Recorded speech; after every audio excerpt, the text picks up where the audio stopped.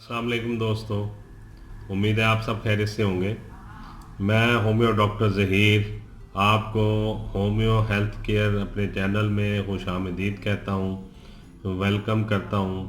आज का जो मालूमाती प्रोग्राम है वो नमूनिया के बारे में है। मैं आपको नमूनिया बीमारी के बारे में बताऊँगा कि वो नमूनिया बीमारी क्या है, और फिर उसके असबाब बताऊँगा, और फिर उसके लिए जो होम्योपैथिक की मेडिसिन है वो भी मैं आपको बताऊंगा। और सबसे पहले थोड़ा सा इसकी तफसील ये बता देता हूँ आपको कि ये जो मर्ज़ है फेफड़ों की वर्म की वजह से होता है, और ये एक मुतद्दी मर्ज़ है। और इससे जो फेफड़े की साख्त में वर्म आ जाता है, सोजिश हो जाती है, स्वेलिंग हो जाती है, और उसके साथ ही बहुत सख्त यानी तेज़ किस्म का टेम्परेचर और बुखार हो जाता है। और कभी ये एक फेफड़े में वर्म आने की वजह से बुखार होता है, और कभी दोनों फेफड़ों में वर्म आने की वजह से बुखार होता है, जिसे नमूनिया कहते हैं। और यहाँ पे ख़ास बात यह है कि आपने सुना होगा कि बाज़ का डॉक्टर कहते हैं इसको डबल नमूनिया हुआ है। तो डबल नमूनिया से मुराद ये है कि दोनों जो लंग्स हैं, दोनों जो फेफड़े हैं वो मुतासर हुए हैं। बुखार दोनों फेफड़ों में स्वेलिंग की वजह से हुआ है, और ये जो स्वेलिंग है ये फेफड़े के लंग्स के नीचे वाले हिस्से में होती है। और बाज़ात जो एक फेफड़े में ज़्यादातर दाईं तरफ वाले लंग्स में स्वेलिंग होती है और बुखार होता है नमूनिया का, तो उसे सिंगल नमूनिया कहते हैं। और जो बाईं तरफ वाले में या दोनों में जो होते हैं तो उसे डबल नमूनिया कहा जाता है। यानी दाएं लंग्स में भी और बाएं लंग्स में भी स्वेलिंग हुई, सोजिश हुई और बुखार हुआ, तो इनको डबल नमूनिया कहते हैं। अगर सिर्फ एक फेफड़े में सोजिश और बुखार है तो उसे सिंगल नमूनिया कहते हैं। और इसमें ये है कि ये जो है तीन नमूनिया के जो है तीन दर्जे होते हैं। नंबर एक ये कि जब वो ये फेफड़ा जो है वो सूज जाए और उसके बाद जल्दी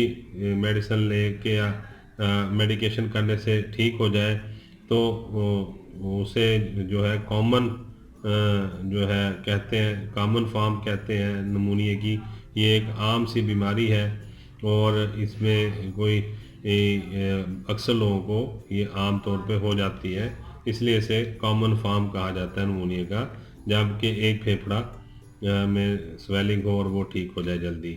और अगर जल्दी ठीक ना हो और जो है बहुत ज़्यादा सोजिश जो है फेफड़े की सांस लेने वाली जो है उसमें चली जाए, जो सांस लेने का अमल है फेफड़ों के अंदर साख्त है जो फेफड़े की साख्त को जिगर की तरह का बना देता है बीमारी की वजह से, तो उसको और हवा का जो गुज़र है वो फेफड़ों में से नहीं हो सकता, तो इसको अंग्रेज़ी में जो है हेपेटाइजेशन कहते हैं। और अगर ऐसी हालत में मर्ज़ ठीक हो जाता है, बीमारी ठीक हो जाती है मेडिसिन लेने से, तो फिर जो है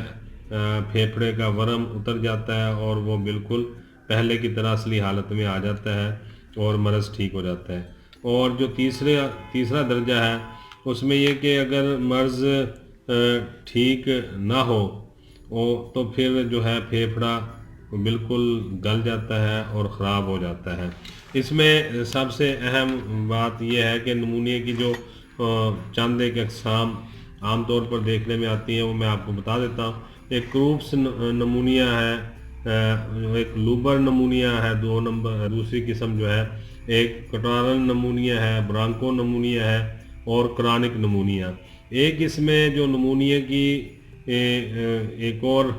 किस्म है उसे प्लोरो नमूनिया कहते हैं। उसमें जो प्लोरोसी के नमूनिया के हमरा फेफड़े का जो गिलाफ है जिसे प्लोरोसी कहते हैं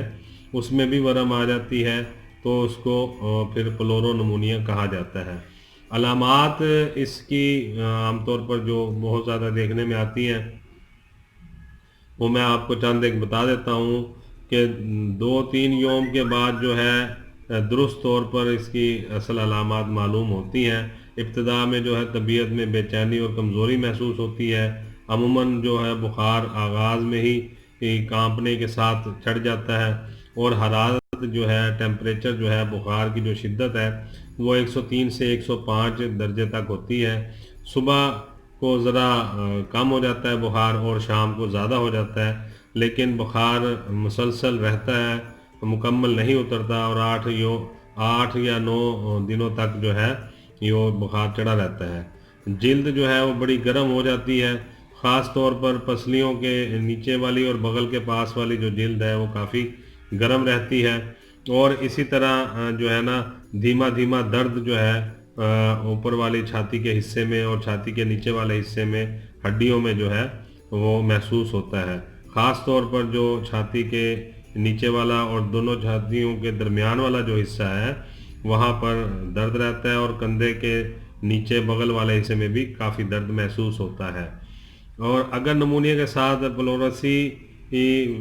بھی شامل ہو جائے، یعنی جو پھیپھڑے کا غلاف ہے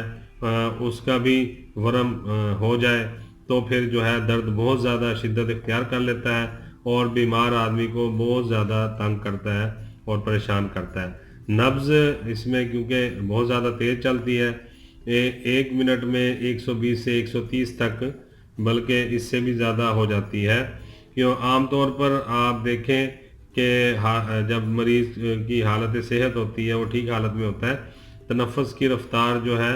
وہ 18 منٹ ہوتی ہے، لیکن اس میں جو ہے سانس کی جو رفتار ہے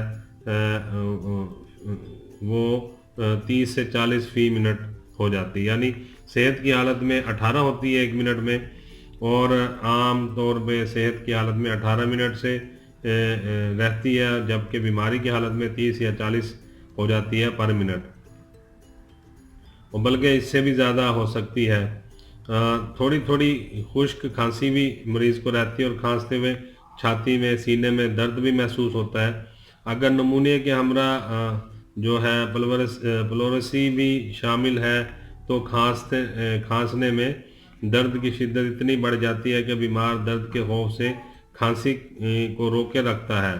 اور اس کا جو ہے اگر کھانسی کرتا ہے تو اس کے ساتھ سبز رنگ کا یا گہرے رنگ کا جو ہے بلغم، جس میں خون کی بھی آمیزش ہوتی ہے، خارج ہوتا ہے، اور یہ بلغم بہت لیسدار اور گاڑھا ہوتا ہے، اور اگر خون کی آمیزش زیادہ ہو تو مرض شدید ہوتا ہے، اور مریض جو ہے اس کی آنکھوں میں جو ایک لیکوڈ ہوتا ہے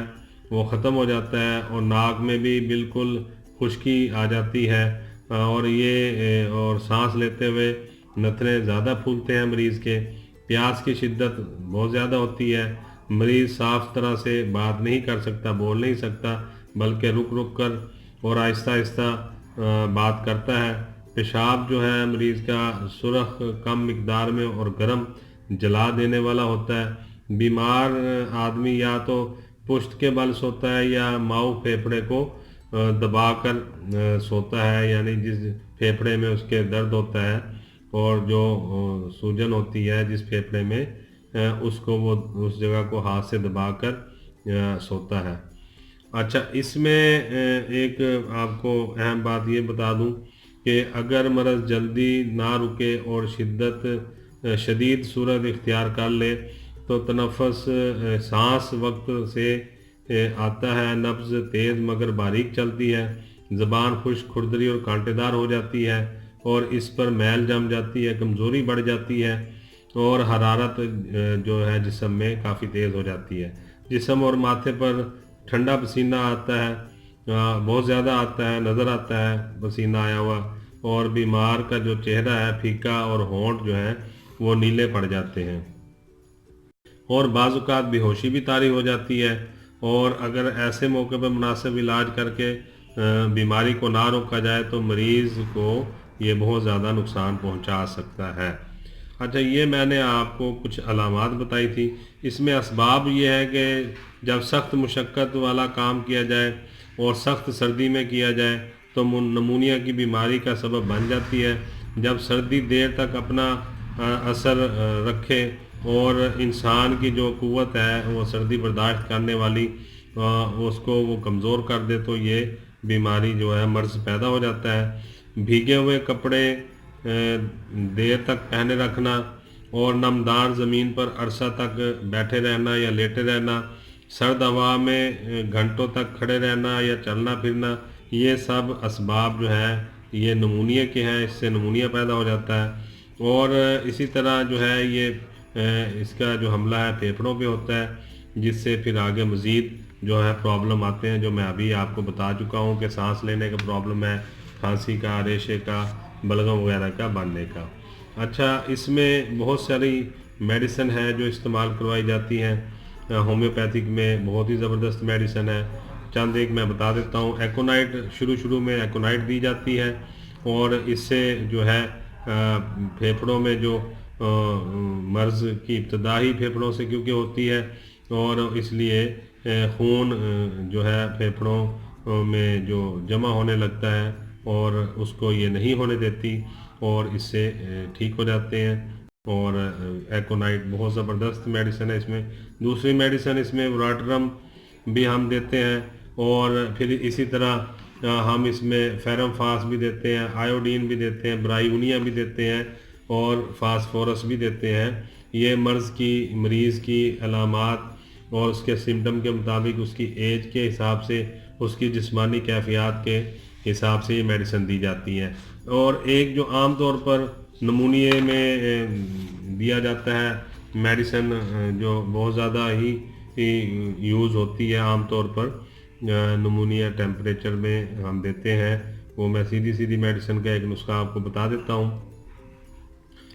بہرحال مریض کو اس کی کیفیات اور سمٹم کے مطابق میڈیسن دینی چاہیے۔ اس میں جو ہم دیتے ہیں عام طور پر برائیونیا 30، سلفر 30، فاسفورس 30، ان تینوں کو آپس میں ملا کے 10 سے 15 قطرے صبح، دوپہر اور شام میں 2 گھونٹ پانی میں ملا کے دیتے ہیں، تو اس سے جو ہے نمونیا کا بخار جو ہے اللہ کے حکم سے انشاءاللہ تعالی ٹھیک ہو جاتا ہے، اتر جاتا ہے، اور پھیپھڑے جو ہے وہ نارمل ہو جاتے ہیں، ان کی سویلنگ اتر جاتی ہے۔ اگر یہ پہلی قسم کا یا سنگل نمونیا ہے تو اس میڈیسن سے فوری انشاءاللہ تعالی اللہ کے حکم سے آرام آ جائے گا، ٹھیک ہو جائے گا۔ یعنی برائیونیا 30، سلفر 30 اور فاسفورس 30، ان تینوں کو ملا کے دینے سے پہلی قسم کا جو نمونیا ہے وہ بالکل ٹھیک ہو جاتا ہے۔ اگر اس میں اور چیزیں ایڈ ہوگی یا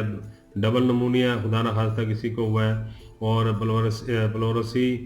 نمونیا بھی ہے اس میں، یعنی جو پھیپھڑے کا غلاف ہے اس میں بھی سویلنگ آ گئی ہے، تو پھر آپ اس کے ساتھ دوسری میڈیسن بھی ایڈ کریں گے۔